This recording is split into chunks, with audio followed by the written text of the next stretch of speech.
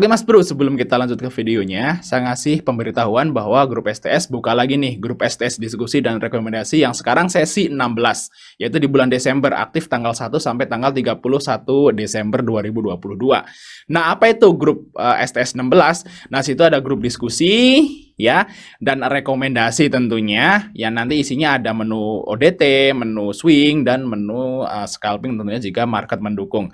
Dan ini adalah singkat tentang grup STS 15 yang lagi jalan sekarang. Seperti ini guys ya bentuknya. Nah, kalau misal Mas Bro belum jelas, Mas Bro bisa lihat videonya di atas itu udah saya kasih buka bedah di situ. Video di pin ya, Mas Bro lihat sendiri di situ. Dan bagi teman-teman yang gabung segera bisa langsung japri saya aja, kontak semua ada di deskripsi. Jangan salah kirim ya, karena kontak saya hanya ada di situ aja. Ya, oke kita lanjut ke videonya guys. Kepik, ini MNC lagi guys. Tadi udah ada BHIT, BMTR, dan Kepik. Nah, Kepik ini adalah perusahaan ini guys ya, properti ya. Propertinya si MNC. Kita lihat ya. Untuk Kepik di sini MNC Land di daerah Lido, Bogor nih guys. Fungsinya guys. Perkantoran, jasa proyek, investasi, perusahaan pembangunan proyek gedung, pokoknya perusahaan propertinya si MNC ya. Kalau nggak salah tuh daerah Lido Bogor, di sana ada namanya MNC Land di sana guys. Tapi nggak tahu jadi apa enggak. Nah, ini Kepik juga udah menarik guys. Recent rewardnya udah sangat menarik. Ini menarik banget kalau Kepik. Kita lihat ya di sini Kepik. Asal sabar ya mainnya ya. Sabar mainnya. Kepik ini pasti cuan. Kan nggak boleh kita bilang pasti kalau di saham ya. 99% cuan. Kalau beli di sekarang dan sabar. Nah, kita lihat sini, PBV-nya masih 0,28. Kuarter 2-nya belum ada nih, guys. Kuarter 3-nya belum ada. Kalau kuarter 3-nya ada, dan naik gitu ya. 100 nih, guys. Enteng ke 100 nih saham nih. Nah, murah, equity juga naik, fundamentalnya bagus untuk si Kepik, lumayan, guys. Nah, kita lihat di sini untuk Kepik bagi dividen nggak ya? Tidak, nggak ada. Terakhir bonus tahun 2018 tapi udah nggak lagi guys. Nah, itu untuk Kepik. Kita lihat chartnya udah enak banget nih guys, udah di bawah guys. Dan nih terakhir di sini guys. Ini waktu itu ada bonus ya, makanya sampai ke 30 harganya. Nah, di sini di 85 itu di support 2012. Nah, ini menarik sekali Kepik guys. Wajib punya nih. Wajib punya, ditunggu aja, sabar. Walaupun ini Kepik nggak gerak-gerak, nah sekali gerak gila guys. Nah tergantung nanti rilis laporan keuangan atau biasanya kalau ada RUPS. Oke, yang selanjutnya adalah DILT. Nah, ini adalah perusahaannya Pak Lo. Nah, DILT ini ternyata saham murah guys, pantesan Pak Lo beli. Nah, ini adalah perusahaan properti juga, tapi masih rugi kalau nggak salah ya. Kita lihat DILT di sini. Pak Lo Kehong kan beli DILT ya yang terakhir itu. Nah, di sini DILT ini masih rugi. Tapi PBV-nya masih 0,3 guys, masih murah. Untuk equity-nya masih stabil. Nah, bisa dibilang mungkin Pak Lo ini agak sedikit aneh ya beli DILT. Karena banyak teman-teman yang istilahnya itu value investor itu pada bertanya-tanya, kenapa? Kamu nanya?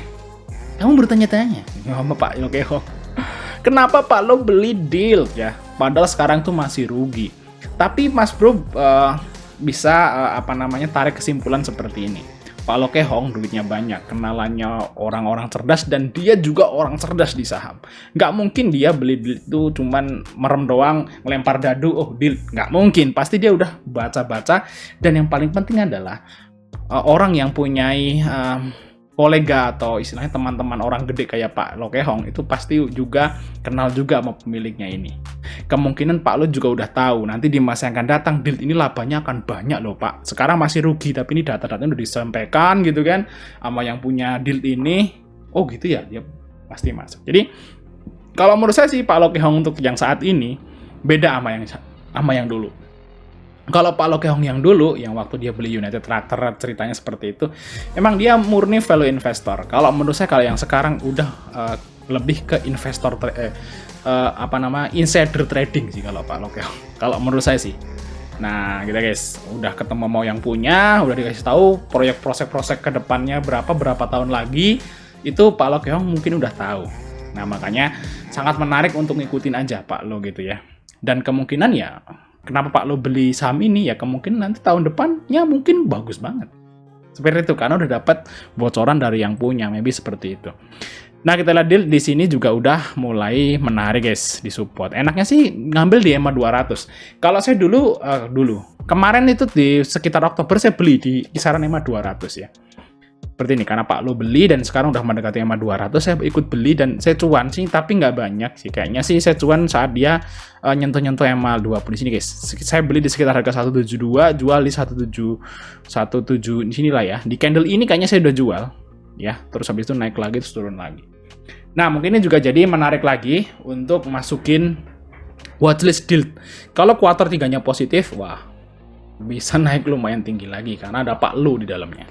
Next, terus selanjutnya adalah saham dari SIMP. Ya, Salim Infomas. Nah, kita lihat ya. SIMP. Nah, kita lihat dari valuasi dari SIMP. Ini adalah grup Salim. Jadi satu grup sama INDF, ICBP, SIMP, LSIP, apalagi? Mungkin sekarang Bumi termasuk grup Salim. Oke, kita lihat SIM di sini salah satu perusahaan yang berhubungan dengan CPO termurah di bursa, guys, yaitu SIMP. Nah, ini perusahaan CPO, dia itu produknya minyak Bimoli. Nah, Bimoli guys. Teman-teman pakai Bimoli di rumah, nih wajib nih punya sahamnya juga. Kita pakai produknya kan, biar kita dapat keuntungan dari bisnis perusahaannya juga, nggak hanya pakai produknya. Dan kita lihat di sini untuk SIM ini kuartal 2-nya naik dan kuartal 3-nya belum ada loh. Nah, kalau misalnya kuartal 3-nya bagus, ini naiknya bisa tinggi.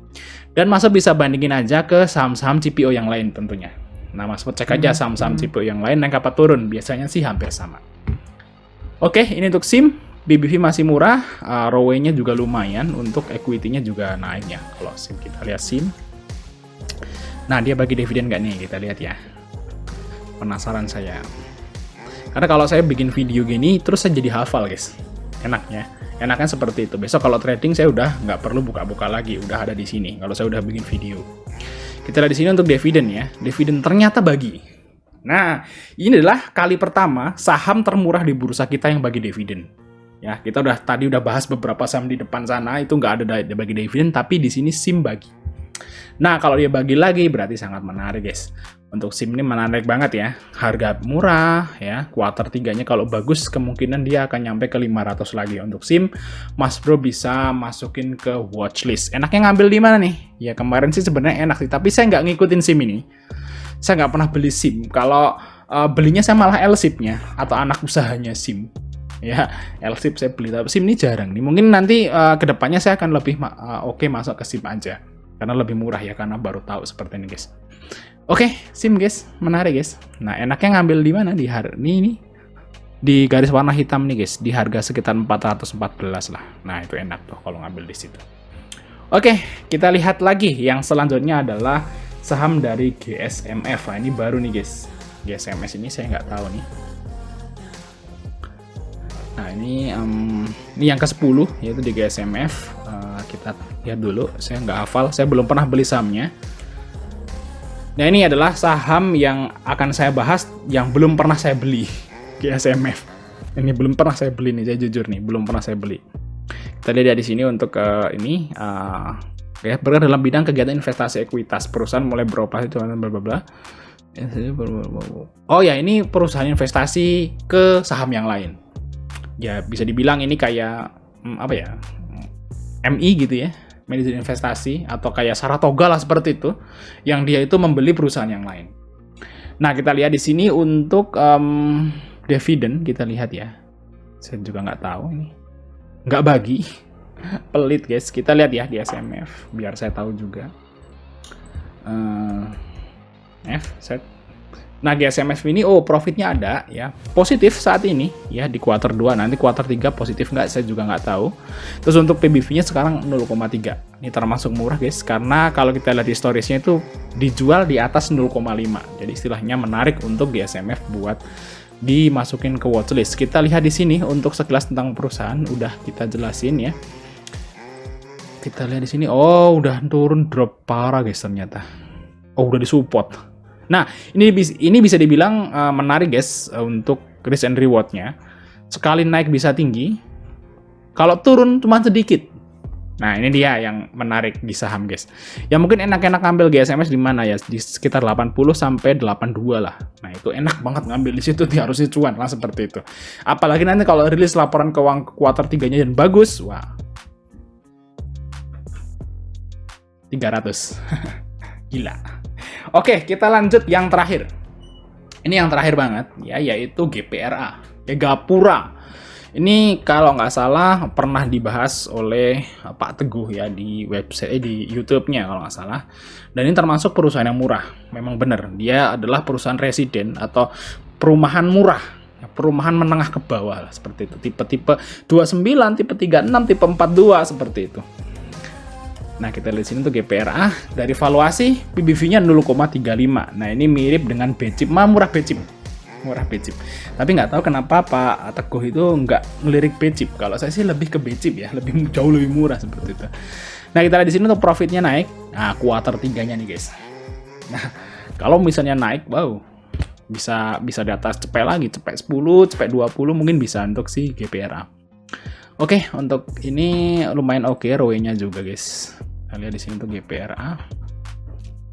Gapura, guys, ya. Gapura, kita lihat ya. Pembangunan proyek properti bagi rumah sederhana, real estate komersial, tapi dia kebanyakan rumah sederhana sih, guys. Udah saya cari tahu juga. Ya, ini Mas boleh lihat di sini.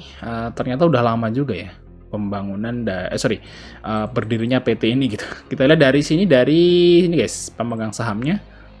Oh, publiknya 22%, jadi nggak terlalu banyak juga. Kita lihat dari dividen. Oh, bagi, guys. Nah, ini adalah perusahaan yang kedua yang membagi dividen. Jadi 11 perusahaan yang kita bahas tadi itu yang bagi dividen cuma 2 ya. Yaitu GPRA dan SIMP. Nah, itu 2, guys. Tapi baginya sedikit cuma 1, tapi lumayan ya, saham yang murah bagi dividen itu keren banget. Oke, untuk GPRA menarik, tapi kalau menurut saya sih ini apakah mau dead cross ya kita nggak tahu. Kalau enaknya sih GPRA ngambil di sekitar EMA 200 sepertinya, guys, di sekitar 87 atau 88 seperti itu. Tapi kalau nanti kuartal 2-nya itu bagus, guys, profitnya ini bisa tiba-tiba naik lagi ke 100-an loh. Jadi menurut saya sih mendingan titip sendal dulu, cicil dulu di harga yang sekarang. Nanti kalau misalnya di deket-deket EMA 200, nah Mas Pur bisa tambah muatan. Seperti itu, guys, untuk si GPRA. Next, mungkin itu adalah konten hari ini.